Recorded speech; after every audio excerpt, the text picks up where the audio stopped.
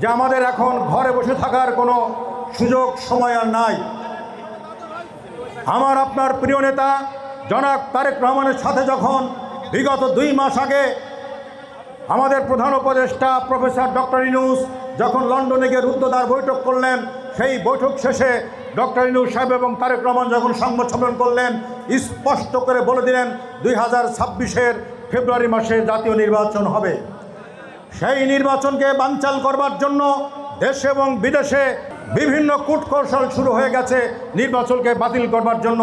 কিন্তু আপনারা জেনে রাখেন, আমি স্পষ্ট করে বলতে চাই 2026-এর ফেব্রুয়ারি মাসে নির্বাচন অনুষ্ঠিত হবে।